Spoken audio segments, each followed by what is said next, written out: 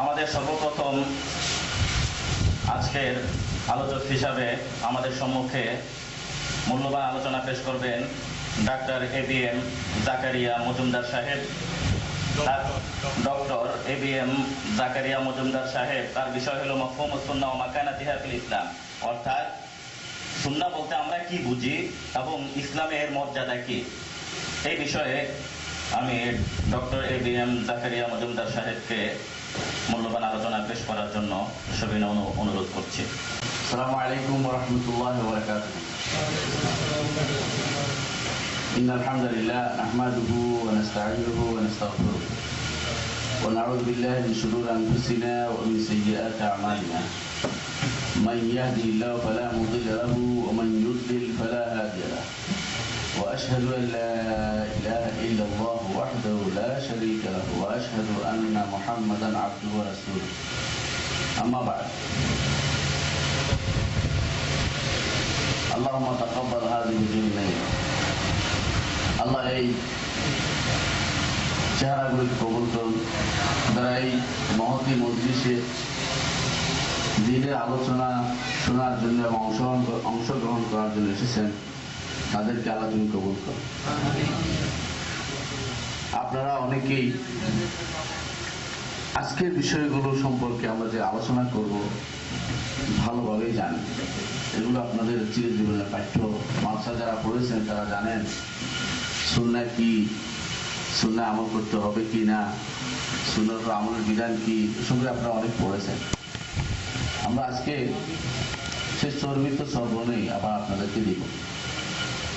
কেন? হয়তো ভিন্ন আঙ্গিকে, ভিন্নভাবে, যাতে করে আমরা সবাই নতুন করে আবার সুন্নাহর প্রতি আগ্রহী উঠি, সুন্নাহকে মানার জন্য আমরা আগ্রহী হই। সেজন্য আজকে আমার আলোচ্য বিষয়ের উপর আমি আলোচনায় চলে যাব। আমরা জানি যে প্রত্যেকেই আমরা উসুলে হাদিস পড়েছি, অনেকে যারা মাদ্রাসায় পড়েছেন প্রত্যেকে পড়েছেন উসুলে হাদিস ছিল। উসুল হাদিসের বিখ্যাত গ্রন্থগুলির মধ্যে মুকাদ্দামাতুল মিশকাত পড়েছেন, আপনারা মিজানুল আখবার পড়েছেন, আবার বাংলা ভাষার বিভিন্ন মাওলানা আব্দুর রহিম লিখিত হাদিসের পরিচয়টাও পড়েছেন, নূর মোহাম্মদ আজম লিখিত হাদিসের তত্ত্ব ইতিহাসটাও পড়েছেন, আপনি পড়েছেন, আমরা জানা। তাহলে কেন আমরা আজকে আলোচনা আসছি? আমরা আজকে শুধু স্মরণ করিয়ে দেওয়ার জন্য। আল্লাহ তাআলা বলেছেন ওয়াযাক্কির ফাইন্না যিকরা তানফাউল মুমিনিন। স্মরণ করিয়ে দাও আর স্মরণ করিয়ে দিন, কেননা স্মরণ করিয়ে দিলে মুমিনদের তা কাজে লাগে। ঈমানদাররা যদি স্মরণ করিয়ে দেওয়া হয়, অনেক কিছু ভুলে যায়, কিন্তু যখন স্মরণ করিয়ে দেওয়া হয় তখন তা তাদের কাজে লাগে এবং সেটা উপকার দেয় তাদের। রাসূলুল্লাহ সাল্লাল্লাহু আলাইহি ওয়াসাল্লাম নিজেই বলেছেন যে ওয়া ইন্নাহু লা ইউগানু আলা কলবি, মানুষের অন্তরের উপরে পর্দা পড়ে যায়, সেটা দূর করার ব্যবস্থা আছে। তেমনিভাবে ভুলে গেলেও সেটা স্মরণ করিয়ে দিতে হয়। আমরা আজকে আপনাদেরকে শুধু স্মরণ করিয়ে দিতে চাচ্ছি, যে বিদ্যা আপনাদের আছে সেটাই আমরা বলবো, নতুন করে কোনো তথ্য নয়, নতুন করে দেওয়ার কিছু নেই। কোরআন এবং সুন্নাহ আগে থেকে আছে, সবসময় থাকবে এবং সেটা অনুসারে আমাদের চলতে হবে। নতুন করে কোনো তথ্য আমরা আপনাদেরকে দিতে পারবো না, এটা দ্বীনি নিয়মেরও বাইরে। কোরআন এবং সুন্নাহ থেকেই আমি আপনাদেরকে বলবো। প্রথমত আমাদের আলোচ্য বিষয় হচ্ছে সুন্নাহ। সুন্নাহ কি জিনিস? সুন্নাহ বাংলা হচ্ছে আত-তরিকা, পদ্ধতি, নিয়ম, এটা হচ্ছে সুন্নাহ। রাসূলুল্লাহ সাল্লাল্লাহু আলাইহি ওয়াসাল্লাম বলেছেন মান সান্না ফিল ইসলামি সুন্নাতান হাসানাতান ফালাহু আজরুহা ওয়া আজরু মান আমিলা বিহা ইলা ইয়াউমিল কিয়ামাহ মিন গায়রি আন ইউনকাসা মিন উজুরিহিম শাইআ মিন আজরিহি উজুরিহিম শাইআ। যে ব্যক্তি ইসলামে কোনো পদ্ধতি প্রবর্তন করবে, যে পদ্ধতি আছে তবে সেটা প্রবর্তন করছে, বন্ধ হয়ে গেছে বা চালু করছে আবার নতুন করে, ফালাহু আজরুহা ওয়া আজরু মান আমিলা বিহা ইলা ইয়াউমিল কিয়ামাহ, তার জন্য সেটার সওয়াব রয়েছে এবং যতজন সেটার উপর আমল করবে কিয়ামত পর্যন্ত ততজনের সওয়াব সে পাবে। মিন গায়রি আন ইউনকাসা মিন উজুরিহিম শাইআ, তাদের সওয়াবে, যারা আমল করছে তাদের সওয়াবের কোনো কমতি হবে না। ওয়া মান সান্না ফিল ইসলামি সুন্নাতান সাইয়্যাতান ফালাহু উজরুহা ওয়া উজরু মান আমিলা বিহা ইলা ইয়াউমিল কিয়ামাহ মিন গায়রি আন ইউনকাসা মিন আওজারিহিম শাইআ। আর যে ব্যক্তি এমন কোনো পদ্ধতি প্রবর্তন করেছে সাইয়া, এটা খারাপ, খারাপ বলে শরীয়তে স্বীকৃতি এমন পদ্ধতি সে প্রবর্তন করেছে। ফালাহু উইজরুহা ওয়া উইজরু মান আমিলা বিহা ইলা ইয়াউমিল কিয়ামাহ, এর জন্য সে এটার গুনাহ পাপের ভাগীদার হবে এবং কিয়ামত পর্যন্ত যত মানুষ সেটা অনুসারে চলবে তারাও অনুরূপ পাপের ভাগীদার হবে। তবে তাদের পাপের কোনো কমতি হবে না যারা এরা অন্যায় করেছে। যে লোকটি প্রথম প্রবর্তন করেছে সে অনুরূপ যতজন অন্যায় করবে ততজন গুনাহ সে পাবে। তো এখানে আমরা উদ্দেশ্য নিয়েছি যে অবিধানিকভাবে সুন্নাহর এক অর্থ হচ্ছে, সুন্নাহর যে অর্থটা আমরা বুঝতে পদ্ধতি, নিয়ম, তরিকা। তো এইটা একটি অর্থ সুন্নাহ, এটা হচ্ছে আবিধানিক অর্থ। সুন্নাহ আরেকটি অর্থ হচ্ছে আল্লাহর নিয়ম, আল্লাহর পদ্ধতি, আল্লাহর হুকুমুল্লাহ, আল্লাহর বিধান। আপনারা জানেন আল্লাহ তাআলার বিধান দুই ধরনের, একটি হচ্ছে হুকম শারঈ, একটা হুকম কাউনি। সূর্য পূর্ব দিকে উঠে, এটা হুকম কাউনি, আল্লাহ চিরাচরিত নিয়ম, স্থায়ী নিয়ম, সুন্নাতুল্লাহ। আল্লাহ কোরআনে কারীমে বলেছেন বারবার, সুন্নাতুল্লাহ ফালান তাজিদা লিসুন্নাতিল্লাহি তাবদীলা, সুন্নাতুল্লাহ ফালান তাজিদা লিসুন্নাতিল্লাহি তাহওয়িলা। এর অর্থ হচ্ছে যে এই পদ্ধতিতে আল্লাহ পৃথিবীটা চালাচ্ছেন, এটা হলো প্রাকৃতিক নিয়ম, প্রাকৃতিক পদ্ধতি। এটাও সুন্নাত, আল্লাহ তাআলা বলেছেন সুন্নাত হিসাবে যে এই পদ্ধতিটা চালু আছে। আরেকটি অর্থ আছে আবিধানিকভাবে সুন্নাহ, সেটা হচ্ছে অভ্যাস হিসাবে হচ্ছে। সেই হিসেবে রাসূলুল্লাহ সাল্লাল্লাহু আলাইহি ওয়াসাল্লাম বলেছেন, লা তাত্তাবিউনা সুনানা মান কানা ক্বাবলাকুম আও সানানা মান কানা ক্বাবলাকুম, তোমরা তোমাদের আগে যারা ছিলে তাদের অনুসরণ করে চলবে। এমনকি লাউ দাখালু জুহরা দাব্বিন লাদাখালতুমু, তারা যদি কোনো ষাঁড়ার গর্তে প্রবেশ করে তোমরা সেখানে প্রবেশ করবে। অর্থাৎ তাদের নিয়ম নীতি, সিরত সুরত, তাদের অনুসরণ করে তোমরা চলবে। সাহাবায়ে কেরাম বললেন তারা কারা? তারা কি ইহুদি এবং নাসারা? রাসূলুল্লাহ সাল্লাল্লাহু আলাইহি ওয়াসাল্লাম বললেন যে তারা ব্যতীত আর কাদের আমি উদ্দেশ্য নিয়েছি, তোমাদের আগে কারা ছিল? ইহুদি এবং নাসারা। তো এখানেও বড় অভ্যাস, নিয়ম, পদ্ধতি একই অর্থে, কাছাকাছি অর্থে ব্যবহার হচ্ছে, এখানে অভ্যাস অর্থে ব্যবহার হচ্ছে। তারা যেই নিয়ম নীতি চালু করেছে, যারা যেই অভ্যাসে চলছে, তোমার সেই অভ্যাসের বশবর্তী হবে, তাদের সিরত অনুসরণ করে চলবে। লোগাবি অর্থে আমরা এই অর্থগুলি পাই। এটা লোগাবি অর্থ, যেটা কেবল আবিধানিক অর্থ। আপনারা যারা আরবি জানেন সবাই বুঝেন আলহামদুলিল্লাহ। সুন্নাহ শব্দের দ্বিতীয় অর্থ যেটা পারিভাষিক অর্থ। পরিভাষা কখন হয়? পরিভাষা হয় কোনো কিছু মানুষের ভিতরে প্রচলন হলে পরিভাষা হয়। আবার পরিভাষা যদি শরীয়তের শব্দ হয় তখন সেটা শরীয়ী পরিভাষা বলা হয়। একটা হলো বলা হয় মুস্তালাহ, ইসতিলাহ, আর হলো ইস্তিশারা, যেটা বলা হয়। সুন্নাহ শব্দটি শরীয়ী শব্দ। রাসূলুল্লাহ সাল্লাল্লাহু আলাইহি ওয়াসাল্লাম সুন্নাহ অনুসরণ করতে বলেছেন। তিনি বলেছেন, আলাইকুম বিসুন্নতি ওয়া সুন্নাতিল খুলাফায়ে রাশিদিন আল মাহদিয়িন আদু আলাইহা বিন নাওয়াজিজ। আমার তোমাদের উপর ফরজ হচ্ছে, ওয়াজিব করে দিচ্ছি আমার সুন্নতকে মেনে নেয়া এবং আমার খুলাফায়ে রাশিদের সুন্নতকে মেনে নেয়া। সুন্নত হিসেবে রাসূল সাল্লাল্লাহু আলাইহি ওয়াসাল্লাম সেটা বলেছেন। আবার রাসূল সাল্লাল্লাহু আলাইহি ওয়াসাল্লাম বলেছেন, আন নিকাহু মিন সুন্নতি ফামান রাগিবা আন সুন্নতি ফালাইসা মিন্নি। নিকাহ হচ্ছে আমার সুন্নাত, তিনি বলেছেন। তাহলে সুন্নাহ শব্দটি একটি শরঈ পরিভাষা, শুধু মুস্তালাহ না, শুধু পরিভাষা নয়, বরং শরীয়ত দেয়া পরিভাষা, যা কোরআন এবং সুন্নাহ দ্বারা সমর্থিত, কোরআন এবং সুন্নাহ দ্বারা সমর্থিত একটি শব্দ। যদি তাই হয়, সুন্নাহর একটি পরিভাষাগত একটি সংজ্ঞা রয়েছে, শরীয়তগত একটি সংজ্ঞা রয়েছে। সেটা কি? এই সুন্নাহ নিয়ে যারা গবেষণা করে তারা তিন ধরনের মানুষ গবেষণা করে। মুহাদ্দিসিনরা সুন্নাহ নিয়ে গবেষণা করে, ফুকাহারা ফকিহগণ সুন্নাহ নিয়ে গবেষণা করে, উসুলরা সুন্নাহ নিয়ে গবেষণা করে, তাই না? আপনারা নিজেরাই জানেন যে দেখবেন উসুল হাদিসের মধ্যে সুন্নাহর আলোচনা আছে, উসুল ফিকহের মধ্যে আছে, আবার ফিকহের কিতাবে সুন্নাহর কথা বলা হয়েছে। তিন ধরনের আলোচনা আসছে। প্রথমে আমরা মুহাদ্দিসিনদের আলোচনায় চলে যাই। মুহাদ্দিসিনরা সুন্নাহ কাকে বলেছেন? মুহাদ্দিসিনরা সুন্নাহর ব্যাপক অর্থ নিয়েছেন। মুহাদ্দিসিনদের নিকট সুন্নাহ হচ্ছে কুল্লু মা উতিরা আন রাসূলুল্লাহ সাল্লাল্লাহু আলাইহি ওয়াসাল্লাম মিন কাওলিন আও ফি'লিন আও তাকরিরিন আও সিরাতিন। আও খুলুকিন আও শামাইল আও আখবার আও সিফাতিল খালকিয়া দুন নাযরি ইলা মা কাদ ইউসবিতু বিহুকম শারঈ আও মা লা ইউসবিতু বিহুকম।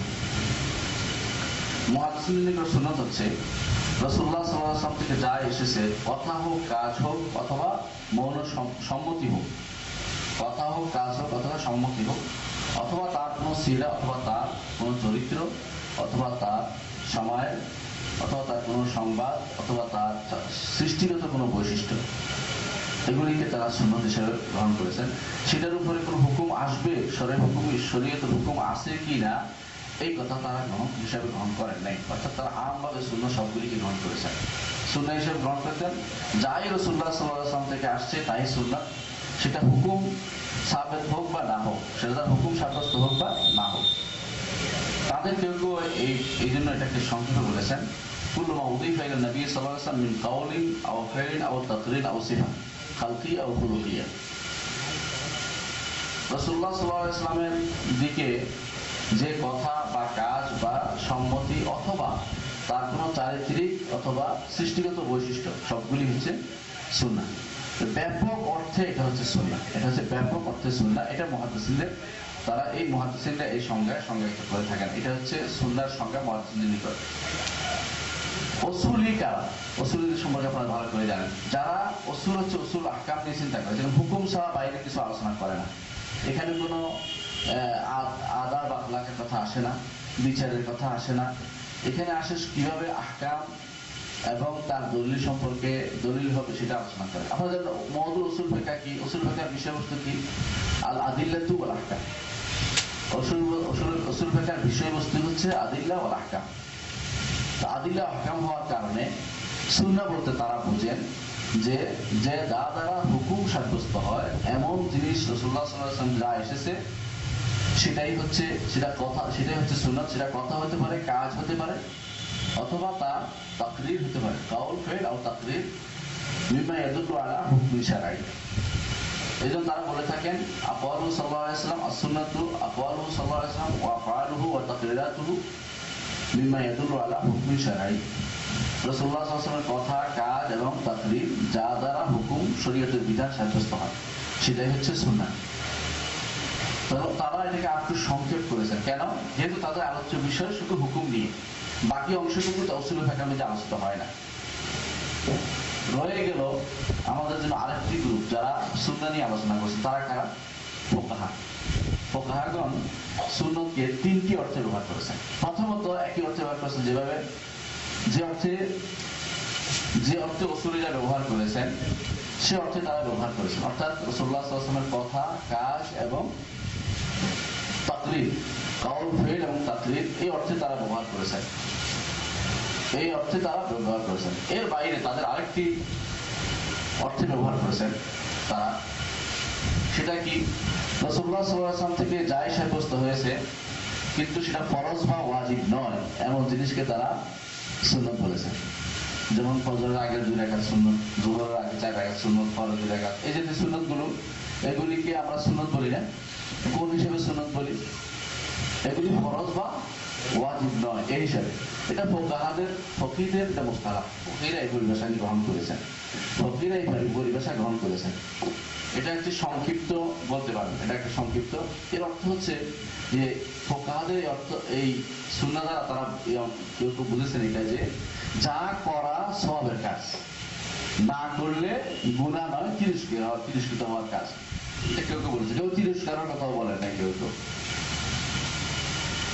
যা করা সওয়াবের কাজ, যা রাসূলুল্লাহ সাল্লাল্লাহু আলাইহি ওয়াসাল্লাম সবসময় করেননি এমন লাম ইউদার মা'আলাইহি, এটাকে বলা হয় সুন্নাত। অথবা যা দ্বারা বোঝা যাচ্ছে যে রাসূল এটাকে ফরজ বা ওয়াজিব করেননি এবং সুন্নাত হিসাবে রেখেছেন, এটা সুন্নাত বলেছেন। এই যে পরিভাষাটা, এই পরিভাষা কার? ফুকাহাদের একটি পরিভাষা। এটাও একটি পরিভাষা। এটা নিয়ম হচ্ছে যে কখনো কোনো পরিভাষাকে অস্বীকার করা যায় না যদি সেটাকে শরীয়ত বিরোধী না হয়। শরীয়ত বিরোধী না হওয়া পর্যন্ত কোনো পরিভাষাকে অস্বীকার করার কোনো সুযোগ নেই। এই হিসাবে আমরা দেখতে পাই যে এখানে সুন্নাত অর্থ হচ্ছে ফরজ বা ওয়াজিব নয়। সুন্নাত বুঝি, যে কোনো আমরা বুঝি। হ্যাঁ। তৃতীয় একটি পরিভাষা হচ্ছে, সেটা হচ্ছে যে আমরা সাধারণত বুঝি, আমরা অনেকেই বুঝি যে এটা সুন্নতি কাজ, এটা বেদাতি কাজ, বলি না? এটাও ফুকাহাদের একটি কথা যে সুন্নত বেদাত দুই ব্যয় করে থাকে। ফুকাহারা এটা ব্যবহার করেছেন, যেমন বলছেন তালাকুস সুন্নাহ, সুন্নতি তালাক বলেছেন, তালাকুল বেদাত, বেদাতি তালাক। কেন বলছেন তারা এটা ব্যবহার করেছেন? কোনটা সুন্নত কোনটা বেদাত? বেদাতের বিপরীতে সুন্নতের শব্দটি ব্যবহৃত হয়েছে। এটা কি ব্যাপক। যখন ইসলামের মধ্যে ফেরকা বাজি শুরু হয়ে গেল, ফেরকা দল শততা বিভক্ত হয়ে গেল, তখন যারা রাসূলুল্লাহ সাল্লাল্লাহু আলাইহি ওয়াসাল্লাম সুন্নতকে আঁকড়ে ধরেছিল তারা ছিল সুন্নতের অনুসারী। বর্তমানে কোন দল না, আহলে সুন্নাত ওয়াল জামাত কোন দলের নাম নয়, যারা সুন্নতকে ধরে রাখে তারাই, যেখানে থাকুক পৃথিবীর, তারাই সবাই আহলে সুন্নাত ওয়াল জামাত। এর বিপরীতে আহলুল বিদআহ ওয়াল ফুরকা, বেদাতি দল, আহলুল বিদআহ ওয়াল ফুরকা, তারা যেমন শিয়ারা, যেমন খারেজিরা, আহসান মাশাআল্লাহ, হ্যাঁ, এরা হচ্ছে বেদাতি। এটা সুন্নতের বিপরীত। তাহলে সুন্নাত শব্দটি আমাদের কাছে ব্যাপকভাবে তিনটি জিনিস আমরা পাচ্ছি ব্যাপক অর্থে। ফুকাহাদের দিকেও তিনটি অর্থে বলতে হয়। আমরা কার অর্থে আজকে আলোচনা করব? আমরা আলোচনা করব মূলত রাসূলুল্লাহ সাল্লাল্লাহু আলাইহি ওয়াসাল্লামের ব্যাপক অর্থে। তার কাছ থেকে যাই আসছে সেটাই আমাদের জন্য সুন্নাত, সেটাই আমাদের জন্য সুন্নাত। এখানে সুন্নতের আলোচনার কারণে আমাদেরকে হাদিস, খবর, আসর এবং সুন্নতের মধ্যে পার্থক্য বর্ণনা করার দরকার আছে বলে মনে করছি। হাদিস কি জিনিস? মুহাদ্দিসদের মধ্যে একটি গ্রুপ হাদিস এবং সুন্নতকে এক অর্থে নিয়েছেন। তারা যখনই হাদিসের কিতাব বলতেন সব জমা করেছেন, আবার সুন্নত বলতেও সব জমা করেছেন। কারণ সুনান তিরমিজি নাম দিয়েছেন, যেমন সব জমা করেছেন, আখলাক আদাব জমা করেছেন। পরবর্তীতে সুন্নাত পরবর্তী মুহাদ্দিসদের মধ্যে তারা কেউ সুন্নতকে আলাদা করেছেন হাদিস থেকে। তাদের নিকট সুন্নাত হচ্ছে যা আমলি, আর হাদিস হচ্ছে আমলি হোক বা না হোক, যাই বর্ণিত হচ্ছে সবই হাদিসের কিতাব। এই জন্য হাদিসের কিতাব কতগুলি আছে দেখেন, হাদিসের কিতাবের কোনো শেষ নেই। সবগুলি কিন্তু মানুষে আমল করে না, এবং আমলি অনেক কিছুই নাই এটার মধ্যে। আমল করে না এটা নয় যে আমলের জিনিস নয়, এটা খবর আছে, এখানে এই করেছেন রসুল এটা করেছেন, ওইটা করেছেন, ওই দিক দিয়ে হেঁটে গেছেন, ওইটা কিন্তু আপনার জন্য হাঁটার জন্য ওয়াজিব করার জন্য কিছুই না। মানে ওই দিক এই জিনিসগুলো এটা আমভাবে হাদিসের ভিতরে পড়ে, কিন্তু সুন্নত হিসাবে হয় আমলে, যেটা মানুষের কাজ, দৈনন্দিন কাজে লাগে, আমল করে যাচ্ছে, চলে আসছে সুন্নাহ, সেটাকে পরবর্তী সেটা সুন্নাহ হিসাবে খ্যাত হয়েছে। সুন্নাহ এবং হাদিসের মধ্যে পার্থক্য দুইটি। কেউ বলেছেন যে কোনো পার্থক্য নেই, দুইটা একই জিনিস। কেউ বলেছেন সুন্নাহ হচ্ছে আমলি আর হাদিস হচ্ছে আমলি ও গায়ের আমল, যা এখন আমল করা হয় না, খবর আসছে, কোন সুরত আসছে, রসুল এরকম চলতেন, এরকম করতেন, সবগুলিকেই সেটাকে তারা হাদিস হিসেবে আখ্যায়িত করেছেন, ব্যাপক, আরো বেশি ব্যাপক সেটা। এই জন্য আপনি দেখতে পাবেন যে কখনো কখনো আপনার আমলের বিপরীতে হাদিস পাওয়া যায়, তখন আপনি এটাকে তাৎবিক দিতে চেষ্টা করেন, রাজি করতে চেষ্টা করেন যে এটা করে এটা করতে হবে, যে এটা আগের, এটা পরের, অথবা এটা নাসিখ, এটা মনসুখ, অথবা এটা রাজিহ, এটা মারজু, এভাবে আপনি তাৎবিক দিতে থাকেন। এটা আপনি সুন্নত দেখেন যখন এই বিভাগ করেছেন এই সময়। এর আগে কিন্তু এই সিস্টেম ছিল, সবাই হাদিস বর্ণনা করতো, সব কিছু বর্ণনা করতো। আপনি যখন মুসান্নাফ আব্দুর রাজ্জাক দেখেন, দেখবেন যে দুনিয়ার সব নিয়ে আসছে, রাসূলুল্লাহ কি করছেন, সাহাবীরা কি করছেন, সব নিয়ম নীতি সবগুলো বর্ণনা করে গেছেন। এই জন্য দেখবেন ইমাম মালিক রাহমাতুল্লাহ তার মুওয়াত্তা গ্রন্থে দেখবেন যে সুন্নতের ব্যাপক অর্থে হাদিসের নির্দেশ নিয়ে আসছেন। সেখানে অনেক কিছুই তিনি নিয়ে আসছেন যা সরাসরি হাদিস না বা সরাসরি সুন্নত নয়, বালাগাত নিয়ে আসছেন, ব্যবহার চলে আসছে নিয়ম, সেটাও তিনি নিয়ে আসছেন। আমরা যদি বুঝতে পারি জিনিসটা, তাহলে আরেকটি ঘোষণা থেকে আমরা জানতে পারবো। ইমাম আব্দুর রহমান ইবনে মাহদী, তার সম্পর্কে আপনারা অনেকেই জানেন, যিনি একজন আইমাতুল জারহ ওয়াত তা'দীল ছিলেন, ইমাম মিন আইমাতুল জারহ ওয়াত তা'দীল ছিলেন। তিনি বলেছেন একদিন যে তাকে জিজ্ঞাসা করা হয়েছে সুফিয়ান সাউরি, আউজাঈ এবং মালিক, কয়জন হলো? তিনজন, সুফিয়ান সাউরি, আউজাঈ এবং মালিক। সুফিয়ান দুজন আছে, একজন জানেন আপনারা, সুফিয়ান সাউরি এবং সুফিয়ান ইবনে উয়াইনা জানেন। সুফিয়ান সাউরি উনি ছিলেন ফাকিহ নিঃসন্দেহে, কিন্তু তার মধ্যে বেশি গালিব কি ছিল এটা আলোচনা করতে হচ্ছে। আমরা জিজ্ঞাসা করা হয়েছে আব্দুর রহমান মাহদীকে, সুফিয়ান সাউরি, আউজাঈ এবং মালিক এরা কে কোন পর্যায়ে? তখন বললেন যে সুফিয়ান সাউরি ইমাম ফিল হাদিস ওয়ালাইসা বিইমাম ফিস সুন্নাহ। উনি বলছেন এটা যে ফকিহ হিসেবে স্বীকৃত নয়, ইমাম ফিল হাদিস হিসেবে স্বীকৃত বেশি। ওয়াল আউজাঈ ইমাম ফিস সুন্নাহ ওয়া লাইসা ইমাম ফিল হাদিস। আউজাঈ হচ্ছে একজন, আউজাঈ একটা মাযহাব ছিল ওনার, মাযহাব মানে ওনার প্রচলিত নয়, ওনার অনেকগুলি কথা আছে, বাণী আছে বিভিন্ন বিষয়ে, মাসালার মধ্যে মত আছে বিভিন্ন বিষয়ে। এরকম একজন ইমাম ফিস সুন্নাহ ওয়া লাইসা ইমাম ফিল হাদিস। হাদিসের ক্ষেত্রে বিখ্যাত মানে খ্যাতি অর্জন করেননি, কিন্তু সুন্নাহর ক্ষেত্রে খ্যাতি অর্জন করেছেন। ওয়া মালিক ইমামুন ফিহিমা। মালিক হচ্ছে হাদিসের ইমাম এবং সুন্নাহর ইমাম, অর্থাৎ তিনি ফিকহ এবং হাদিস দুটোই জমা করেছেন। শারহ যাকানি আল মুওয়াত্তাতে আবার কেস সামনে লিখে নেবেন। দ্বিতীয় একটি মুস্তালাহ আছে, এটা হলো খবর। খবর বলতে আমরা কি বুঝি? সংবাদ। এই জন্য যারা খবর বর্ণনা করে, বিশেষ করে তাদেরকে বলে আখবার।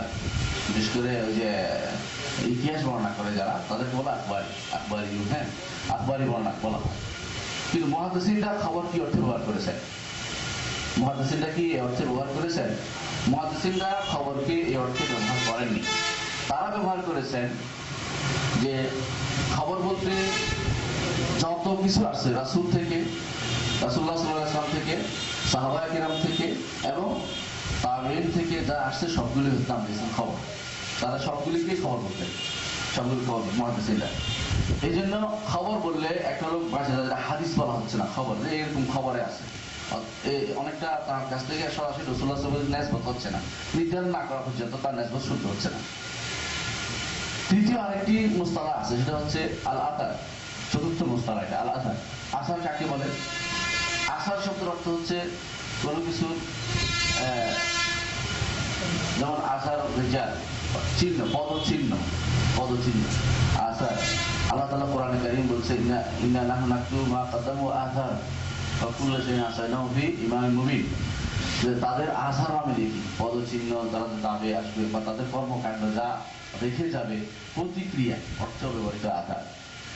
এই হিসাবে আসার শব্দটিকে কেউ বলেছেন যে আসার অর্থ দ্বারা ঠিক খবরের অর্থে সমান অর্থে ব্যবহার করেছেন। কেউ বলেছেন না, আসার বিশেষ করে ইমাম ইবনে হাজার রাহমাতুল্লাহ আলাইহি, ইবনে হাজার যাকে শাইখুল ইসলাম বলা হয় ফিল হাদিস, উনি উসুল হাদিসের মুস্তালাহ ক্ষেত্রে বিশেষ করে শাইখুল ইসলাম, উনি বলতেছেন যে আসার বলতে বোঝায় যা সাহাবী এবং তাবেঈনের থেকে আসছে, তারা সেটা হচ্ছে আসার। রাসূলুল্লাহ সাল্লাল্লাহু আলাইহি ওয়াসাল্লাম যা আসে তা আসার হিসাবে নয়। খবর বলতে আরো ব্যাপক বোঝায়। খবর বলতে রাসূল, সাহাবী, সাহাবা, তাবেঈন সবাই থেকে আসা খবর হিসেবে স্বীকৃত। এই হিসাবে আমরা বুঝলাম যে আসার হচ্ছে সাহাবা তাবেঈনদের থেকে যেটা আসছে, এই জন্য বলা হয় ফিল আসার। কিন্তু এটা পরবর্তীতে এই মুস্তালাহ কেউ পরিবর্তন করেছেন তাদের ব্যক্তিগত, যেমন শরহ মানিল আসার। কার লেখা? শরহ মানিল আসার ইমাম তাহাবির লেখা। আপনারা জানেন ইমাম তাহাবির লেখা শরহ মানিল আসার। উনি সেই শুধু আসার বলতে শুধু সাহাবা তাবেঈন বুঝেন না, রাসূলুল্লাহ সাল্লাল্লাহু আলাইহি ওয়াসাল্লাম হাদিস দিয়ে ভর্তি, সেটা এই নামে লিখছেন। এটা অনেকটা বলতে পারেন ব্যাপক অর্থে মুহাদ্দিসিনদের যারা বলেছেন যে আসার এবং খবরের মধ্যে পার্থক্য নাই, সেই হিসেবে তিনি এই গ্রন্থটা লিখছেন। ইমাম মালিক রাহমাতুল্লাহ আলাইহি তার হাদিসের কিতাবে, যার নাম কি মুওয়াত্তা, হাদিসের নাম কি মুওয়াত্তা।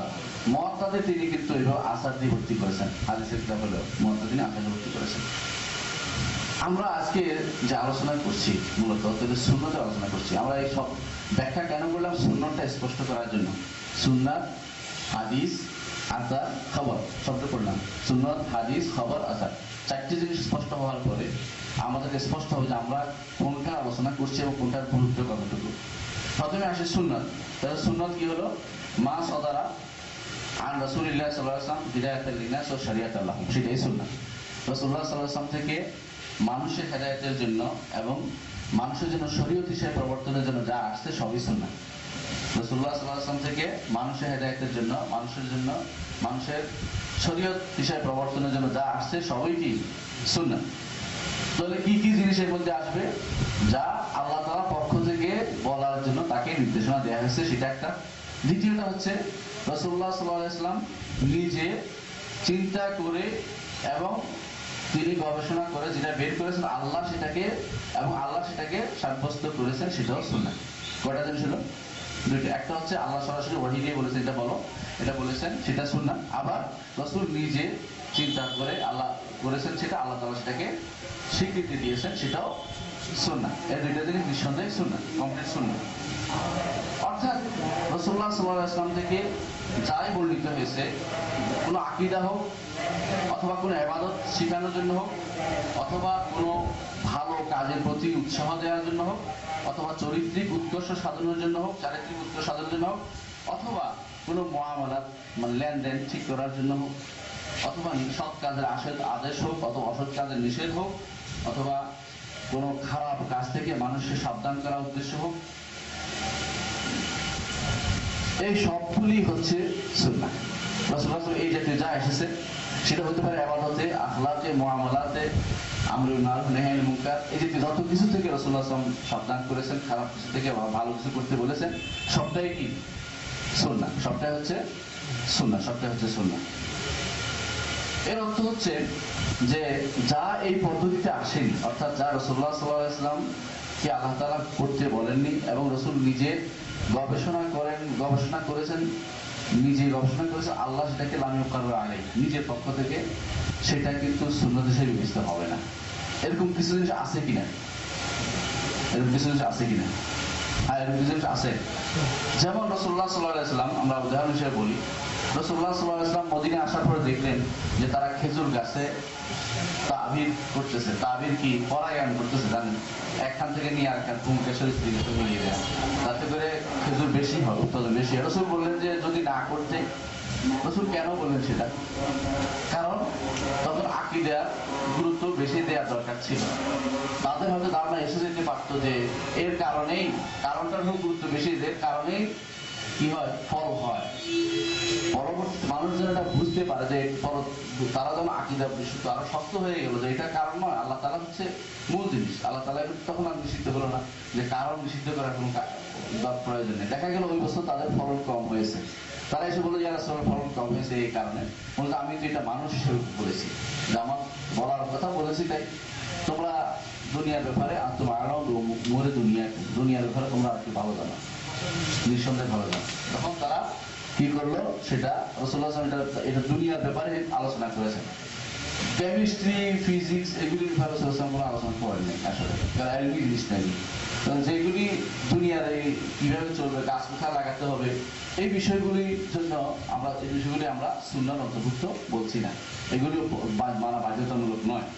আরেকটি প্রমাণ আমরা দিতে পারি, রাসূলুল্লাহ সাল্লাল্লাহু আলাইহি ওয়াসাল্লাম যখন বদরের যুদ্ধে এমন এক জায়গায় থামলেন যেখানে সাহাবী বলতেছেন যে তিনি বললেন যে ইয়া রাসূলুল্লাহ, আপনাকে কি আল্লাহ এখানে থামতে বলেছেন, না এখানে অবস্থান করতে বলেছেন, নাকি আপনি চিন্তা ভাবনা করে যুদ্ধের জন্য চিন্তা ভাবনা করে নিয়েছেন? তাহলে আমি যুদ্ধের জন্য চিন্তা ভাবনা করেছি, আল্লাহ আমাকে এখানে থামতে বলেননি। তাহলে এটা কোনো জায়গাই না, আপনি এখানে উঠেন। এখান থেকে নিয়ে তাদেরকে সরাই নিয়ে গেলেন। তো রাসূল ওখানে থামছিলেন, এটা কি হিসাবে ছিল? নিজের চিন্তা প্রসূত ছিল এবং এটা কোনো সঠিক স্থান ছিল না, দুনিয়ার ব্যাপার ছিল, এই জন্য অন্য জায়গাতে সেটা নিয়ে গেছেন। এই জাতীয় জিনিস আরো আছে। এর মধ্যে আরেকটি প্রমাণ হচ্ছে, দেখেন রাসূলুল্লাহ সাল্লাল্লাহু আলাইহি ওয়াসাল্লাম বেচা কেনার ক্ষেত্রে অনেক কথাবার্তা বলতেন। যেমন তিনি বেচা কেনাতে কিছু মৌলিক নির্দেশনা তিনি দিয়েছেন, সেটা হচ্ছে হালাল কোনটা, হারাম কোনটা নির্দেশনা। এর বাইরে লেনদেনের সময় মানুষ যে দরাদরি করে, সাওম, এটাকে বলা সাওম বলা হয়, রাসূলুল্লাহ সাল্লাল্লাহু আলাইহি ওয়াসাল্লাম নিজেও দরাদরি করেছেন। জাবের ইবনে আব্দুল্লাহকে বলেছেন তোমার ওটা আমার কাছে বিক্রি করে দাও, এক ওকিয়া, দুই ওকিয়া, দেড় ওকিয়া, ভাগ। উনি বারবার মুলামুলি করতেছিলেন। এই যে মুলামুলি করাটা কিন্তু সুন্নত পর্যায়ে পড়বে না, দুনিয়ার জিনিসের কর্মকাণ্ড। কেউ যদি মুলামুলি না করে তার কোনো সুন্নতের কোনো সওয়াব হবে না, মানে গুনাহ হবে না। মুলামুলি করলে সওয়াব হবে এটা নয়। এই জাতীয় জিনিসগুলি সুন্নতের পর্যায়ে পড়বে না, সুন্নতের পর্যায়ে পড়ছে না। এটা সাধারণ মানুষ হিসেবে যে কাজগুলি করা দরকার সেটা। রাসূলুল্লাহ সাল্লাল্লাহু আলাইহি ওয়াসাল্লাম দাম কাটার সময় শুইতেন, এটা কিন্তু সুন্নতের পর্যায়ে পড়বে, কারণ রাসূল এটা গুরুত্বের সাথে দেওয়ার জন্য বলেছেন। কেমন? কিন্তু রাসূল হাঁটার সময় কয় কদম সামনে দিয়ে হাঁটছেন, কয় কদম হাঁটতে গিয়ে দাঁড়াইছেন একবার, এটা সুন্নতের ভিতরে পড়বে না। এটা মানুষের স্বাভাবিক প্রক্রিয়া চলতেছে, এটার ভিতরে কেউ বাধা দেওয়ার কিছু নয়। মানুষের প্রত্যেকে তার গতি অনুসারে চলে, কেউ লম্বা পা দিয়ে হাঁটে, কেউ আস্তে পা দিয়ে হাঁটে। রাসূল নিচের দিকে মাথা দিয়ে হাঁটতেন, আপনি উপর দিকে মাথা দিয়ে হাঁটতে কোনো গুনাহ হবে না। হ্যাঁ, তো রাসূল উপর থেকে নামতেছেন, এরকম আপনাকে ওরকম হইতেই হবে না, এটা সুন্নাহর ভিতরে পড়বে না। তো কিছু জিনিস আছে যেগুলি এরকম সুন্নাহর ভিতরে পড়ে না। আরেকটি যেমন আমি উদাহরণ দিচ্ছি, রাসূলুল্লাহ সাল্লাল্লাহু আলাইহি ওয়াসাল্লামের কিছু কাজ সুপারিশ করতেন কখনো কখনো তিনি, সেটা সুন্নতের ভিতরে, যেমন কি সেটা মানাও সুন্নতের ভিতরে পড়ে না। বারিরা এবং মুগিসের ঘটনা আপনারা জানেন। কি করছে? বারিরা যখন মুক্তিপ্রাপ্ত হয়ে গেলেন, মুগিস মুগিজকে ছেড়ে দিলেন তিনি, যা ওর সাথে আর থাকবো না, কারণ দাস সাথে থাকবে না, দাসের সাথে স্বাধীনা মেয়ে থাকবে না। তো বাড়িরা হাঁটছে, মুগিজ পিছিয়ে পিছিয়ে হাঁটছে, কান্নাকাটি করছে। রাসূলুল্লাহ সাল্লাল্লাহু আলাইহি ওয়াসাল্লাম বললেন যে বাড়িরা তুমি যদি আবার ফিরে মুগিজকে নিয়ে যে স্বামী হিসাবে গ্রহণ করে নিতে কেমন হতো। বাড়িরা বললেন যে রাসূল আপনি কি নির্দেশ দিচ্ছেন? বললাম আমি তো সুপারিশ করছি। তাদের আমার সুপারিশের প্রয়োজন নেই। তাহলে বোঝা গেল এটাও বাধ্যতামূলক ছিল না, এটাও বাধ্যতামূলক ছিল। এই সুন্নত, এটাও সুন্নত হিসেবে বিবেচিত হবে না। তো আমরা আগে যা বলেছি যে সুন্নত হিসেবে ওই দুইটাই হবে। একটা হচ্ছে যেটার সাথে প্রথমে আল্লাহ যেটা করার নির্দেশ দিয়েছেন, আর দ্বিতীয় হচ্ছে ওইটা যেটা রাসূলুল্লাহ সাল্লাল্লাহু আলাইহি ওয়াসাল্লাম ইস্তেমবাদ করে বের করেছেন, নিজে যেটা চিন্তা করে বের করেছেন এবং যেটা শরীয়তের বিধান জড়িত রয়েছে সেটা হবে শরীয়ত, দ্বীনি বিধান জড়িত রয়েছে সেটাই হবে সুন্নাত। দুনিয়ার ব্যাপারগুলি ছাড় দিতে হবে। এগুলির সাথে সুন্নতের নির্দেশনা যতক্ষণ না থাকে ততক্ষণ পর্যন্ত এগুলি সুন্নত হিসেবে জড়িত নয়, নিজের ব্যক্তিগত জিনিস এগুলিতে পড়ে। যেমন রাসূল অসুস্থ হয়ে গেছেন একবার, তাকে ওষুধ খাওয়ানো হলো, কি ওষুধ খাওয়ানো হলো এটা আপনি খাওয়া সুন্নত নয়, সেটা রাসূলুল্লাহ সাল্লাল্লাহু আলাইহি ওয়াসাল্লাম যোগের সাথে অবস্থা অনুসারে ছিল, সেটা তার মতো করেছিল, বর্তমানে সেটা সুন্নত না। বুঝতে পারলাম আমরা যে রাসূলুল্লাহ সাল্লাল্লাহু আলাইহি ওয়াসাল্লাম সুন্নতটা আমরা কেন করছি, এত আলোচনা কেন করছি। যে সুন্নতটা আগে বুঝতে হবে কোনটা আমাদের জন্য অবশ্যই মানা জরুরি, আমাদের সেটা বুঝতে হবে। এখন এই আলোচনা করব সুন্নতের মাকানা, সুন্নতের যে মর্যাদা সেটা আলোচনা করব। কোরআন এবং সুন্নাহ দুটি হচ্ছে মুসলিমদের দুটি বড় উৎসব। দুটো উৎস কি বলা যাবে না, একটা উৎস বলতে হবে। আসলে মাসদারটা একটাই, যেটা হচ্ছে ওয়াহী। মাসদার হচ্ছে ওয়াহী। রাসূলুল্লাহ সাল্লাল্লাহু আলাইহি ওয়াসাল্লামের কাছে যে ওয়াহী আসে, একটা হলো ওয়াহী মাতলু, একটা হচ্ছে ওয়াহী গায়রে মাতলু। ওয়াহী মাতলু কি কোরআনে কারীম, আর গায়রে মাতলু হচ্ছে আস-সুন্নাতুন নববিয়্যা, as-সুন্নাত বা হাদিস আপনারা বলেন। গায়রে মাতলু যেটা, গায়রে মাতলু তেলাওয়াত করা হয় না, একমাত্র তেলাওয়াত করা হয় কোনটা? কোরআনে কারীম। দুইটাই কিন্তু ওয়াহী। যদি রাসূলের যুগে এমন হাদিস ছিল যেটা রাসূল হাদিস হিসেবে আসে নাই, সেটা হাদিস হিসেবে রাসূলের কাছে রাসূল চিন্তা ভাবনা করে বলেছে, আল্লাহ সেটাকে অনুমোদন করে দিয়েছে, তো এটা কি হয়ে গেল? ওয়াহী হয়ে গেল। সুতরাং এটা পুরোটাই ওয়াহী, মূলত সুন্নাহ মূলত ওয়াহী। এবং যেভাবে কোরআন নাযিল হতো এবং কখনো কখনো হাদিসও নাযিল হতো, তখন যেভাবে কোরআন নাযিল হতো হাদিসও নাযিল হতো। সুতরাং কোরআন এবং সুন্নাহ দুটোই হচ্ছে ওয়াহী, কোরআন এবং সুন্নাহ ওয়াহী। এই জন্য এই দুইটাকে আমরা মাসদারানে আসাসিয়ানে লিশারা, শরীয়তের দুইটি প্রধান উৎস হচ্ছে কোরআন এবং সুন্নাহ। কেন প্রধান উৎস বলছি? এর বাইরে ইজমা এবং কিয়াস আছে, ইস্তিহসাব আছে, ইস্তিহসান আছে, অনেকগুলি আছে, কিন্তু সবগুলি কোরআন এবং হাদিস বেসড। কোরআন হাদিসের বিরোধী হলে সেটা আর গ্রহণযোগ্য হবে না। সুতরাং কোরআন এবং হাদিসের মূল, এটার সাথে আপনি মাপবেন, যদি মিলে যায় আলহামদুলিল্লাহ, না মিলে যায় ওটা বাদ, এটা ফেলে দিতে হবে।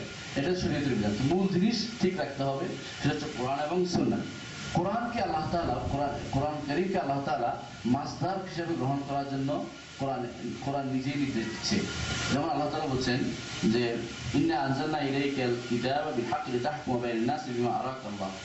সূরা আন-নিসাতে আল্লাহ তাআলা বলছেন যে আমি নিশ্চয়ই আমরা আপনার কাছে নাযিল করেছি কিতাব যথাযথভাবে বিল-হক, যাতে আপনি বিচার করেন মানুষের মধ্যে, হুকুম দেন মানুষের মধ্যে যেভাবে আল্লাহ আপনাকে দেখাচ্ছেন সেভাবে। অর্থাৎ কোরআনে কারীম নাযিল করেছে মানুষের মধ্যে সেটা বাস্তবায়ন করার জন্য। এই জিনিসটা আল্লাহ তাআলা কোরআনে কারীমে বলে দিয়েছে নিজেই। যেমন কোরআন নাযিল করেছে কি জন্য? বাস্তবায়ন করার জন্য। রাসূলকে বলেছিল বাস্তবায়ন করতে। তাহলে কোরআনে কারীম মানা অবশ্যই আমাদের উপরে ফরজ, এবং সেটা অনুসারে আমল করা আমাদের উপর ফরজ। অন্য আয়াতে আল্লাহ তাআলা বলেছেন ওয়ানাজ্জালনা আলাইকাল কিতাবা তিবয়ানান লিকুল্লি শাইইন ওয়া হুদান ওয়া রাহমাতান ওয়া বুশরা লিল মুসলিমিন। সূরা আন-নাহলের এই আয়াতে আল্লাহ তাআলা বলেছেন যে আমরা আপনার উপর নাযিল করেছি কিতাব কি? কোরআন কারীম। তিবয়ানান লিকুল্লি শাই, প্রত্যেকটি জিনিসের জন্য স্পষ্ট করে, স্পষ্টকারী হিসাবে, ও হুদান হেদায়েত হিসাবে, ওয়া রাহমা এবং রহমত হিসাবে, ওয়া বুশরা এবং সুসংবাদ হিসাবে, মুসলিমদের জন্য সুসংবাদ হিসাবে তিনি নাযিল করেছেন সেটা আল্লাহ তাআলা। সুতরাং যদি বলা হয় তিবয়ানান লিকুল্লি শাই, তাহলে এটার উপর আমল করতে হবে, হেদায়েত হতে হলে আমল করতে হবে বাধ্যতামূলক। কোরআনে কারীমে আমলের জন্য আল্লাহ তাআলা আরো বলেছেন ওয়া আউহি ইলাইকা হাযাল কুরআন লিউনযিরাকুম বিহি ওয়া মান বালাগ। আর আপনার কাছে এই কোরআনকে ওহী করা হয়েছে যাতে লিউনযিরাকুম বিহি, যাতে এর মাধ্যমে আমি ভীতি প্রদর্শন করায় তাদেরকে, যার কাছে সেটা বুঝবে সেও যেন ভীতি প্রদর্শন, তার জন্য ভীতি হয়, তার সেও যেন ভয় পায়, আল্লাহকে ভয় পায়, তার শরীর অনুসারে আমল করে। এটা হলো মূল উদ্দেশ্য কোরআন কারীম।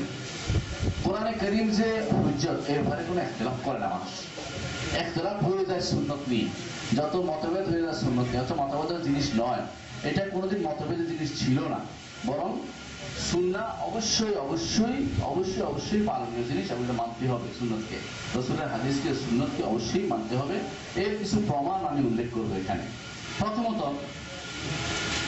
আল্লাহ তাআলা কোরআনে কারীম এবং সুন্নাহ দুটাকে ওয়াহী হিসেবে ঘোষণা করেছেন। কোরআন এবং কারীম এবং সুন্নাহ দুটাকে কি করেছেন? ওয়াহী হিসেবে ঘোষণা করেছেন। আল্লাহ তাআলা বলেছেন, ওয়া মা ইয়ানতিকু আনিল হাওয়া ইন হুয়া ইল্লা ওয়াহয়ুন ইউহা। ওয়া মা ইয়ানতিকু আনিল হাওয়া ইন হুয়া ইল্লা ওয়াহয়ুন ইউহা। তিনি নিজের প্রবৃত্তি থেকে কোনো কথা বলেন না, যা বলেন তা সবই ওয়াহী, যা তার কাছে ওয়াহী হিসেবে প্রেরণ করা হয়, ওয়াহী হিসেবে যা তার কাছে প্রেরণ করা হয় সেটাই তিনি বলেন। রাসূলুল্লাহ সাল্লাল্লাহু আলাইহি ওয়াসাল্লাম হাদিসে এসেছে, সেটা আমরা বলি। রাসূলুল্লাহ সাল্লাল্লাহু আলাইহি ওয়াসাল্লাম বলেছেন যে আলা ইন্নী উতিতুল কিতাবা ওয়া মিসলু মা, আমাকে কিতাব দেওয়া হয়েছে আর কিতাবের মতো অনুরূপ জিনিস দেওয়া হয়েছে। সেটা কি? হাদিস, সুন্নাহ। তারপর রাসূলুল্লাহ সাল্লাল্লাহু আলাইহি ওয়াসাল্লাম বললেন যে এমন একটা সময় আসবে যখন মানুষ আলা ইউশুক রাজুল শাবাআন আলা আরিকাতিহি ইয়াকুল আলাইকুম বিহাযাল কুরআন ফামা ওয়াজাদতুম ফীহি মিন হালাল ফাআহলু ওয়া মা ওয়াজাদতুম ফীহি মিন হারাম ফাহারিমু। আবু দাউদ হাদিসে আসছে যে এমন এক সময় আসবে মানুষ পরিতৃপ্ত হয়ে, অর্থাৎ পেট ভরে খাবে, খুব ভালো অবস্থা তার থাকবে, তখন সে খারাপ অবস্থা থাকলে আল্লাহর কথা মানুষ মনে হয়, ভালো অবস্থা থাকলে আল্লাহর কথা ভুলে যাবে, রাসূলের হাদিসে ভুলে যায়। সে বলতেছে যে এই অবস্থা থাকে, সে তার খাটের উপর থেকে বলতে থাকবে যে তোমরা কোরআন ধরো, শুধু এখানে যা আছে তা হালাল করো, এখানে যা আছে তা হারাম বলো, অন্যগুলিকে আর কিছু বলিও না। এটা কিন্তু রাসূল সাল্লাল্লাহু আলাইহি ওয়াসাল্লাম এই সাবধানতা আগে দিয়ে দিয়েছেন। বর্তমানে একটা গ্রুপ বের হয়েছে আহলুল কোরআনী গ্রুপ, তারা এটা বলে থাকে। তো রাসূলুল্লাহ সাল্লাল্লাহু আলাইহি ওয়াসাল্লাম এটা একটা কি মুজিজা না, এটা একটা আয়াত, নিদর্শন। তিনি যে নবী ছিলেন, যে ঘটনা ঘটবে এটা আগে সেটা বলে দিয়েছেন যে এরকম লোক আসবে যারা কোরআন মানবে, শুধু হাদিস মানবে না, এরকম লোক ভবিষ্যতে আসবে। রাসূলুল্লাহ সাল্লাল্লাহু আলাইহি ওয়াসাল্লাম এটা একটি কি মুজিজা, এটা একটি আয়াত, নিদর্শন, এটা একটি দালালের নবুয়তের একটি প্রমাণ হচ্ছে যে এরকম লোক আসা, এবং রাসূল বলেছেন আসবে, তা এসে গেছে। এখন তারা এরকম এসে গেছে। দ্বিতীয় প্রমাণ হচ্ছে কি? প্রথম প্রমাণ কি বলেছি? যে হাদিস মানতে হবে। প্রমাণ কি বলেছি? হাদিস এবং কোরআন দুইটাই ওয়াহী। প্রথম প্রমাণ মনে রাখ, মাঝে মধ্যে জিজ্ঞাসা করে যেন বলতে পারে, দুইটাই ওয়াহী। মা ইয়ানতিকু আনিল হাওয়া ইন হুয়া ইল্লা ওয়াহয়ুন ইউহা। দ্বিতীয় প্রমাণ হচ্ছে যে মানতে হবে, সেটা হচ্ছে আল্লাহ তাআলা কোরআনে কারীম, রাসূলুল্লাহ সাল্লাল্লাহু আলাইহি ওয়াসাল্লাম তার হাদিসেও, কোরআনে কারীমে বিশেষ করে যে রাসূলের আনুগত্য এবং আল্লাহর আনুগত্য এবং রাসূলের আনুগত্য, সেটা দুইটাকে উল্লেখ করেছেন একসাথে। দেখছেন আপনারা, আতিউল্লাহ ওয়া আতিউর রাসূলা স্পষ্ট বলেছেন, এটা করতে বলেছেন। তো আল্লাহর আনুগত্য তো করবেন আপনি কোরআন দিয়ে, রাসূলের আনুগত্য কিভাবে করবেন? তাকে কবর থেকে উঠে আনবেন, হাত পা ধুয়ে দিবেন, কিভাবে করবেন? তার সুন্নতকে অনুসরণ করার মধ্যে সে আনুগত্য করা যাবে, তার সুন্নতকে অনুসরণ করার মধ্যে আনুগত্য করা যাবে, বরং কোনোভাবেই অন্যভাবে নেওয়ার কোনো সুযোগ নাই। অর্থাৎ আনুগত্য আপনাকে করতে হবে আল্লাহ এবং তার রাসূলের। সে আনুগত্য করার পর আল্লাহ তাআলা বলেছেন মান ইউতিউর রাসূলা ফাকাদ আতা আল্লাহ। সূরা আন-নিসা ৮০ নম্বর আয়াতে আল্লাহ বলেছেন মান ইউতিউর রাসূলা ফাকাদ আতা আল্লাহ। কেউ রাসূলকে আনুগত্য করলে আল্লাহ, সে তো আল্লাহর আনুগত্য করলো। আবার আল্লাহ তাআলা বলেছেন ফাইন তানাযাতুম ফি শাইইন ফারুদ্দু ইলাল্লাহি ওয়া রাসূলিহি ইন কুনতুম তু'মিনুনা বিল্লাহি ওয়াল ইয়াউমিল আখির যালিকা খায়রুন ওয়া আহসানু তা'ওয়িলা। যে তোমাদের মধ্যে কেউ যদি কোনো আল্লাহ এবং রাসূল আনুগত্য করা বলছে, তারপর যদি তোমাদের মধ্যে তোমাদের মধ্যে যারা উলিল আমর কারা? উলিল আমর অর্থ নির্দেশ দেওয়ার অধিকার যার আছে। উলিল আমর দুই শ্রেণীকে অন্তর্ভুক্ত করে, একটি হচ্ছে শাসক শ্রেণী, একটি হচ্ছে আলেম শ্রেণী। বর্তমানে আলেম শ্রেণীরা হচ্ছে উলিল আমর। আলেম কোনো পীর সাহেব নয়, কোনো দরবেশ নয়, আলেমরা হচ্ছে উলিল আমর। তাদের নির্দেশনা সাধারণ মানুষ মানবে, এটা উল্লেখ আল্লাহ তাআলা এদের নির্দেশনা মানতে বলেছেন। কিন্তু আবার বলেছেন ফাইন তানাযাতুম ফি শাইইন, যদি তোমরা পরবর্তীতে কোনো বিষয়ে ইখতিলাফ করো, মতভেদ করো, ঝগড়া করো, ফারুদ্দু ইলাল্লাহি ওয়া রাসূল, আল্লাহ এবং তার রাসূলের কাছে ফিরে আসো। মানে আপনার ফেরার জায়গা রয়েছে। খ্রিস্টানদের ফেরার জায়গা নেই, তাদের গ্রন্থ বিকৃত। হিন্দুদের ফেরার জায়গা নেই, এজন্য তারা নিয়ে এসে যত মত তত পথ, যত মত তত পথ, যত মত আছে সবগুলি পৌঁছায় দেবে তাদের ইলার কাছে, কিন্তু আমাদের কাছে এই জায়গা না, আমাদের কাছে ফিরার জায়গা কম। একটাই ছিল আল্লাহ এবং আল্লাহ রসুলের কাছে, যত মত তত পথ না, ফিরে আসতে হবে আল্লাহ এবং আল্লাহ রসুলের কাছে। দ্বিতীয় দলিল হচ্ছে এটা। তৃতীয় দলিল হচ্ছে যে কারণে আমাদেরকে সুন্নাহ মানতে হবে, সেটা হচ্ছে আল্লাহ তাআলা কোরআনে কারীমের ব্যাখ্যা দেওয়ার অধিকার, বর্ণনা দেওয়ার অধিকার এবং বিস্তারিত আলোচনার অধিকার কাকে দিয়েছেন? মুহাম্মদ রাসূলুল্লাহ সাল্লাল্লাহু আলাইহি ওয়াসাল্লামকে। কোরআনে কারীম ব্যাখ্যা প্রথম কে দিয়েছেন? রাসূলুল্লাহ সাল্লাল্লাহু আলাইহি ওয়াসাল্লাম। কোরআনে কারীমের মধ্যে অনেক আয়াত আছে, আমি দেখুন যেগুলি ব্যাখ্যা একমাত্র রাসূল সাল্লাল্লাহু আলাইহি ওয়াসাল্লাম দিয়ে দিয়েছেন, তার আমলে জিন্দেগিতে দিয়েছেন।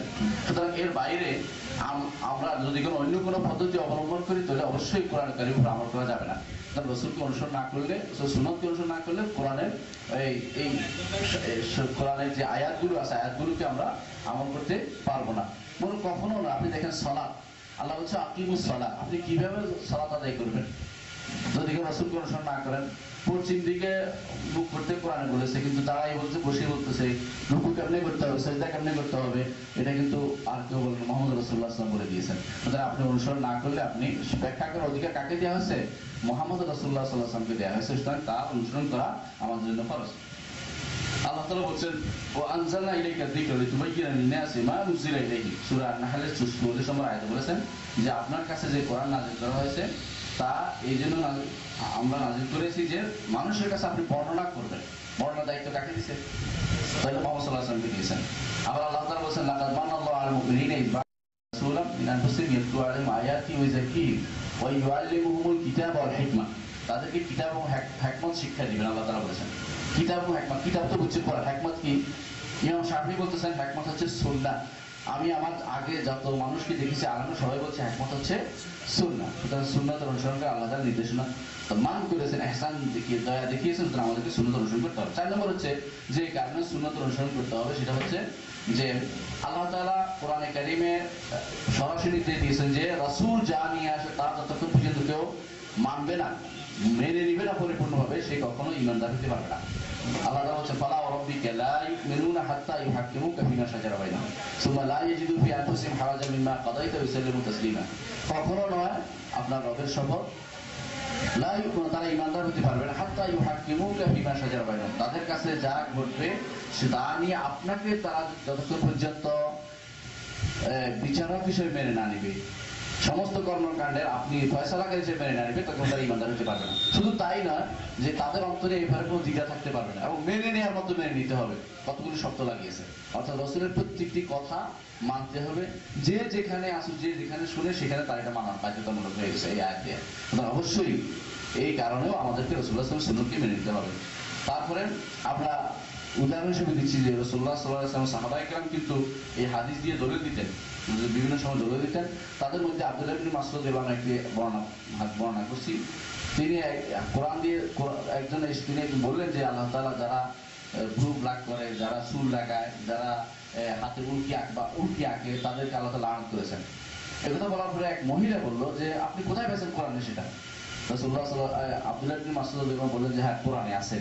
কোরআনে কোন জায়গায় আছে? বলে কোরআন আল্লাহ তাআলা বলেছেন মা আতাকুম রাসূলু ফাখুযু ওয়া মা নাহাকুম আনহু ফান্তাহু।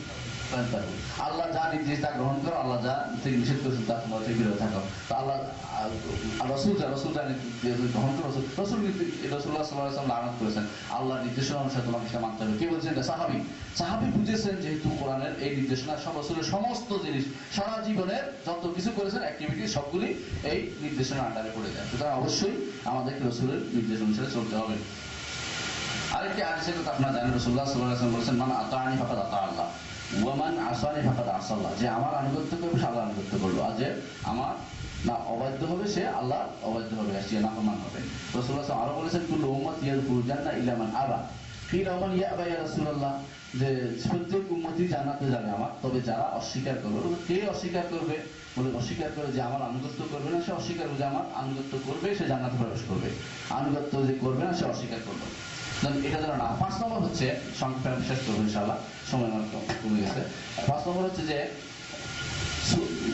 ঈমানদাররা কখনো, মনে রাখবেন সহজ হিসেবে, কখনো কোনো ইমানদার এই রাসূলুল্লাহ সাল্লাল্লাহু আলাইহি ওয়াসাল্লামের আনুগত্য করতে হবে না এই কথা তাদের মাথায় কখনো আসেনি, বরং এইটাই চলে আসছে নিয়ম, এটা ইজমা উম্মত হিসেবে বলতে পারেন।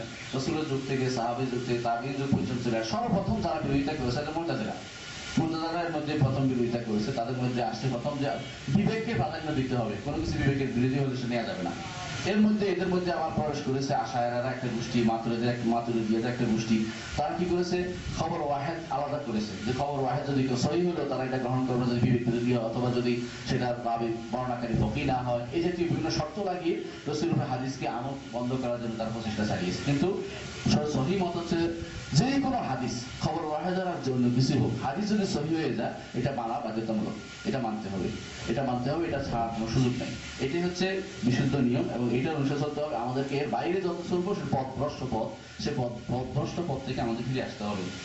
আরেকটি হচ্ছে যেমন রাসূলুল্লাহ সাল্লাল্লাহু আলাইহি ওয়াসাল্লামের যে কোরআনে কারীম বহু জায়গায় আল্লাহ তাআলা বলেছেন যে রাসূল নিজ থেকে যদি কিছু বলতো আমি অবশ্যই তার আপনারা বলছেন আরেকটা বুঝতে পারছেন, ওয়ালাউ তাকাওয়ালা আলাইনা বা'দাল আকাওয়ি লা আখাযনা মিনহু বিল ইয়ামিন সুম্মা লা কাতানা মিনহুল ওয়াতিন, যে তার সব এই রকের ছেড়ে ফেলতাম আমি, কেন নিজ থেকে তিনি কিছু বলেন নাই। সুতরাং এই বাধ্যতামূলক ভাবে আমাদেরকে সেই নির্দেশনা মানে দিয়েছেন। আবার দেখেন বলছেন ওলা আল্লাহ তাআলা বলেছেন কাতুল্লাযী লা ইউমিনু বিল্লাহি ওয়ালা বিল ইয়াউমিল আখির ওয়ালা ইউহাররিমুনা মা হারামাল্লাহু ওয়া রাসূলুহু। আল্লাহ হারাম করেছে, রাসূল হারাম করেছে, কোরআনে কারীম বলে দিয়েছে। রাসূল হারাম করেছে কি দিয়ে? সুন্নাহ দিয়ে। রাসূল হারাম সুন্নাহ দিয়ে। যেমন রাসূল সাল্লাল্লাহু আলাইহি ওয়াসাল্লাম অনেক মুহাররামাতের মধ্যে অনেক কিছু বলেছেন, আম্মা এবং ফুফু এবং খালা বোনজির মধ্যে বিয়ে একসাথে বিয়ে করা যাবে না, ভাইজির মধ্যে খালা এবং বোনজির মধ্যে বিয়ে করা যাবে না বলেছেন। রাসূল হাদিস দিয়ে সাব্যস্ত হয়েছে, কোরআনে কারীম থেকে আছে নাই। তো এই যে হারামের বিষয়টি রাসূলের হাদিস দিয়ে সাব্যস্ত হয়েছে, এগুলো তো অবশ্যই আমাদেরকে মেনে নিতে হবে। তো এই আমরা সংক্ষেপে এটাই বলবো যে রাসূলুল্লাহ সাল্লাল্লাহু আলাইহি ওয়াসাল্লামের নির্দেশনা মানা আমাদের জন্য ফরজ। রাসূল কিন্তু নিজেই বলে দিয়েছেন তারাকতু ফীকুম আমরাইন মা ইন তামাসসাকতুম বিহিমা লান তাদুল্লু বা'দি কিতাবাল্লাহি ওয়া সুন্নতি, এবং এটা মুওয়াত্তা মালিকের বর্ণিত আবু হানিফাতে বর্ণিত হয়েছে যে সুন্নাত আল্লাহর কিতাব এবং সুন্নতের ভিতরে কেউ আঁকড়ে ধরছে কোনো পথভ্রষ্ট হবে না। দুঃখজনক হলো সত্য আজকের দিনে যারা বেশিরভাগ মানুষ পথভ্রষ্ট হচ্ছে, তারা বেশিরভাগই পথভ্রষ্ট হচ্ছে রাসূলুল্লাহ সাল্লাল্লাহু আলাইহি ওয়াসাল্লামের সুন্নতকে অনুসরণ না করার কারণে। এর মধ্যে বড় ধরনের গোষ্ঠী যারা সুন্নতকে অনুসরণ করছে না, তারা বড় গোষ্ঠী যারা একেবারেই সুন্নতের মানে অমনোযোগী, তারা সুন্নত পড়েও না, পড়ে সেটা মতো বরকতের উদ্দেশ্যে পড়তেছে। আমরা অনেকেই নিজেরা টাইটেল পাস করেছি, বরকত নিয়েছি, বুখারী মুসলিম আবু দাউদ বোঝা হয়েছে, কিন্তু আমল করার জন্য কখনো করি নাই। আল্লাহ আমাদেরকে সুন্নতের উপর আমল করা এবং সেটা অনুসরণ চলা এবং সেটাকে সত্যিকার অনুধাবন করা এবং রাসূলকে ভালোবাসার তৌফিক দান করুন এবং আমাদের জন্য এটা যেন নাজাতের ওসিলা বানিয়ে দিন, সেই কথা সেই দোয়া রেখে আল্লাহর কাছে সে আহ্বান রেখে আপনাদের জন্য সেই আহ্বান রেখে দোয়া রেখে আপনাদের সুন্নতকে অনুসরণ করেন, সেই আহ্বান রেখে আমি আমার বক্তব্য এখানে শেষ করছি। আলহামদুলিল্লাহ রাব্বিল আলামিন। আসসালামু আলাইকুম ওয়া রাহমাতুল্লাহি ওয়া বারাকাতুহু।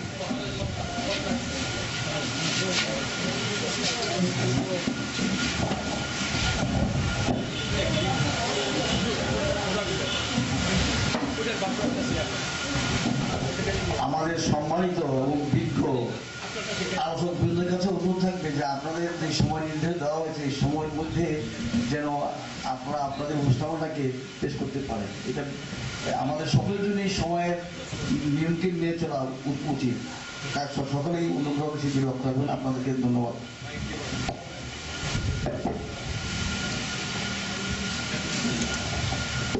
সম্মানিত উপস্থিতি, সুধী মণ্ডলী, এরপরে আমরা 15 মিনিট আমাদের সময় রয়েছে মুদাখালাতের। আপনারা লিখিতভাবে কোনো বিষয় প্রশ্ন করতে পারেন। আবার যদি কোনো বিষয় আপনার অংশগ্রহণ থাকে আপনি দাঁড়িয়ে অংশগ্রহণ করতে পারবেন। লিখিত মানে যাদের প্রশ্ন আছে তারা প্রশ্ন দিতে পারবেন। আবার যদি মনে করেন যে আমি কিছু কথা আছে আমার এই আলোচনার আলোকে, এর বাইরে নয়, আলোচনার বাইরে নয়, আলোচনার সাথে সম্পৃক্ত, তাহলে আপনার জন্য সেই সুযোগও আছে। 15 মিনিট সময়ের মধ্যে আমরা এই মুদাখালাত শেষ করব। এখন প্রশ্ন আছে? কারো প্রশ্ন আসছে নাকি? প্রশ্ন আপনাদের প্রশ্নের উত্তর দিচ্ছেন মোহতারাম আলোচক ডক্টর আবু বকর মোহাম্মদ জাকারিয়া।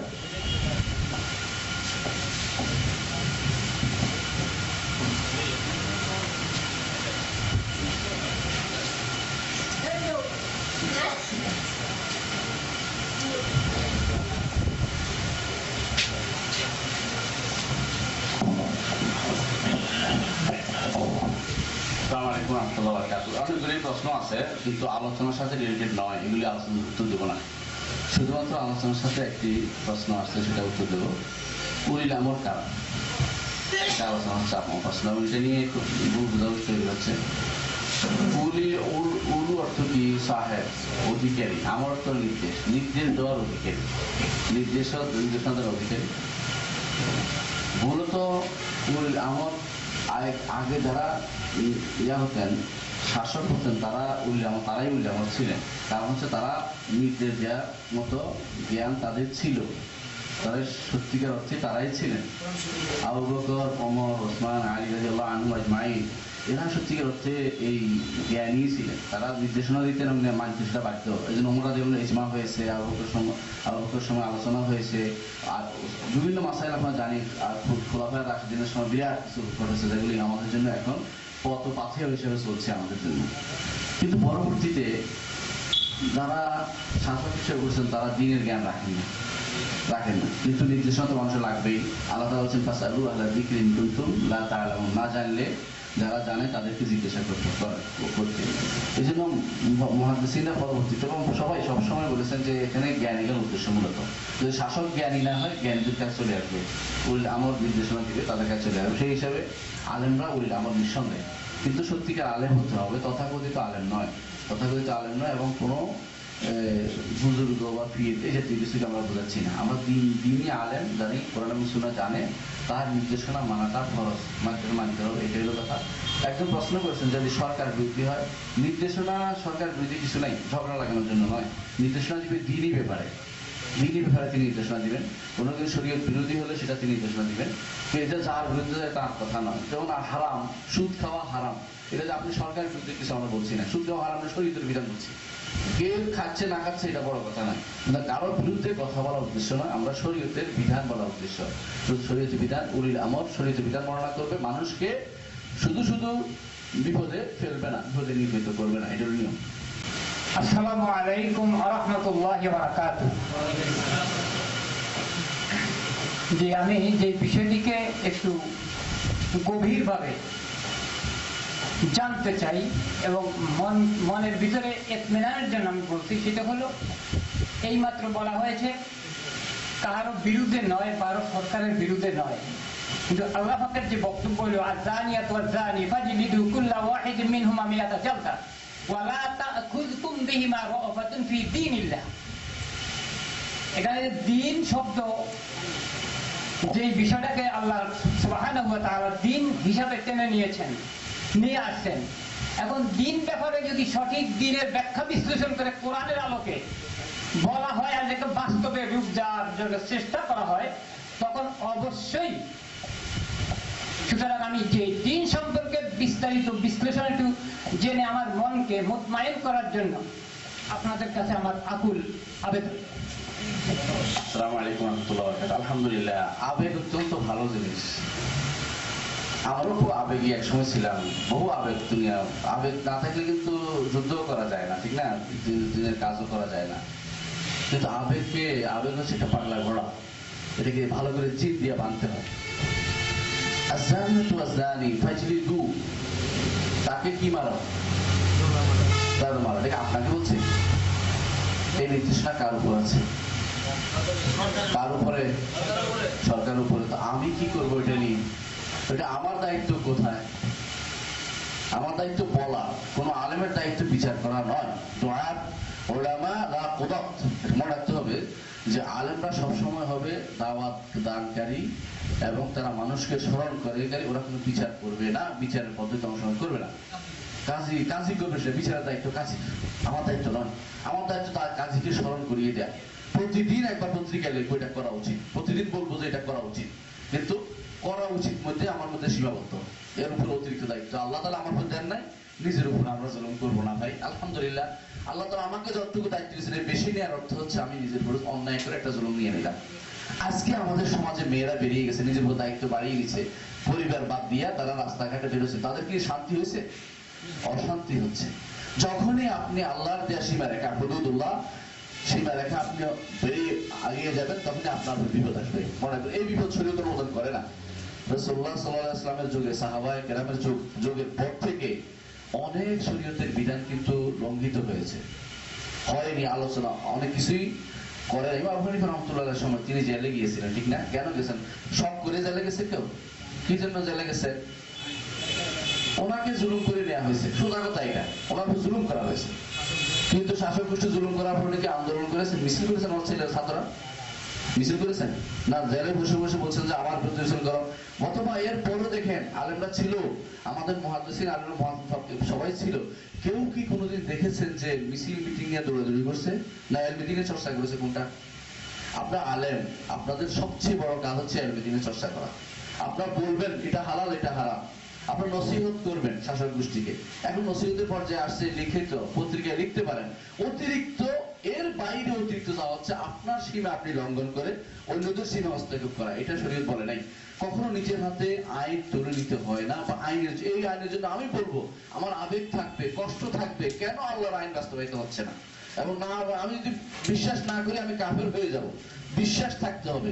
যদি মনে করি যে অন্য আইনে বিচার, আমি যদি বিশ্বাস মনে করি এটা যে অন্য আইনে বিচার করা সমান এই আইনের মতো, তাহলে আমি কাফের হয়ে যাব। কিন্তু আমি কাউকে তাকে কাফের বলবো না, কারণ তারা অনেকেই জানে না, তাদের জ্ঞানের অভাব আছে, তাদের জ্ঞান দিতে হবে। যে দেশের মানুষ 70-95% এখনো কোরআনে কারীম শুদ্ধভাবে পড়তে পারে, অর্থ দূরের কথা, সে দেশের মানুষকে আপনি কতটুকু জ্ঞানী মনে করেন? এদেশের মানুষ আলেম তৈরি হয় নাই, বাংলার মাটিতে আলেম তৈরি হয়নি। বাংলার মাটিতে কোনো বিশ্ব বরেণ্য কোনো আলেম দেখাতে পারবেন? কিছু নাই, কেউ নাই। কোনো বিশ্ব বরেণ্য কোনো আলেম তৈরি হয়নি। গবেষক তৈরি হয়েছে, চিন্তাবিদ তৈরি হয়েছে, কিন্তু আলেম তৈরি হয় নাই বাংলার মাটিতে। ভারতের মাটিতে হাজার হাজার আলেম হয়েছে, বাংলার মাটিতে হয় নাই। বাংলার মাটিতে কোনো আলেম তৈরি হয় না। এখানে দিন চর্চা করা দরকার, আলেম হওয়া দরকার, দিন সম্পর্কে সত্যি কথা জানা দরকার। তারপর আমাদেরকে কি করতে হবে? আমাদের কিছু করা লাগবে না। যে কাজটিকে আপনার জন্য এত পাগল হয়ে গেছেন যে আল্লাহর দ্বীনকে প্রতিষ্ঠা করা দরকার, আপনার মধ্যে যখন ঈমান এবং আমল সালেহ থাকবে, আল্লাহ তাআলা আপনাকে ওটা দিয়েছেন। আল্লাহ তাআলা বলেছেন এটা দিয়ে দিবেন। আল্লাহ বলেছেন ওয়াদাল্লাহু আল্লাযিনা আমানু ওয়া আমিলুস সালিহাতি মিনকুম লা ইস্তাখলিফান্নাহুম ফিল আরদ। আল্লাহ তাআলা ওয়াদা করছেন যারা ঈমান আনছে, আমল সালেহ করবে, তা আল্লাহ তাআলা জমিনের বুকে প্রতিষ্ঠা করবেন। আপনার ঈমানের মজবুতি নেই, একটু আলোচনা যখন আসবে শিরক, আপনি দেখবেন যে আপনার বলাতে কত হাজার শিরক হয়। তারপর যখন সুন্নতের আমল সালেহ নাই, আপনার ঈমান সুন্নতের উপর আমল নাই, সেখানে আপনি কিভাবে আশা করতে পারেন যে আল্লাহর দ্বীন প্রতিষ্ঠা? কোন জায়গায় প্রতিষ্ঠা হয়েছে? এইভাবে পৃথিবীতে কোনোদিন এভাবে প্রতিষ্ঠা হয়নি। আমল সালেহ, ঈমানের আমল সালেহ হলে সেটা প্রতিষ্ঠা হবে। ভালো হয়ে যায় আমরা সবাই, ইনশাআল্লাহ সেটা প্রতিষ্ঠা হবে। আমাদের সবাই আকাঙ্ক্ষা যে আল্লাহর দ্বীন আল্লাহর জমিনে পরিপূর্ণ প্রতিষ্ঠিত হোক, এবং সেই হুদুদগুলি প্রতিষ্ঠিত হোক, অন্তত যেগুলি প্রতিষ্ঠা হওয়ার কথা আছে। আপনি বিশ্বাস করেন পৃথিবীর কোথাও সেই হুদুদগুলিও প্রতিষ্ঠিত না? তাই বলে দিন নেই, অবশ্যই দিন আছে, এবং সেটা অনুসারে আমাদের চলতে হবে। আল্লাহ আমাদের তৌফিক দান করুন। জি।